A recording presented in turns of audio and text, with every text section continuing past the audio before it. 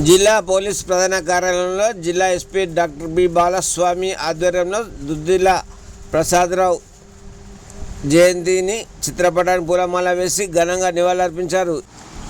శనివారం ఉదయం నిర్వహించిన జయంతి వేడుకలను సాయంత్రం 4:12 విడుదల చేసిన ప్రకటనలో వెల్లడించారు. రాష్ట్ర ప్రభుత్వ ఆదేశాల మేరకు జయంతి ఉత్సవాన్ని చేస్తున్నట్టు తెలిపారు.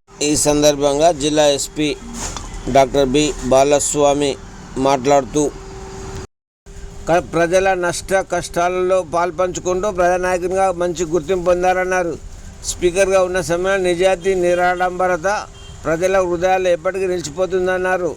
కరీంనగర్ జిల్లాకు సుపరిచితులని, రాష్ట్ర అభివృద్ధిలో ఆయన చేసిన సేవ కృషి ఎనలేనిదని వారిని స్మరించుకోవడం వల్ల ఆయన జయంతిని జరుపుకున్నట్లు తెలిపారు.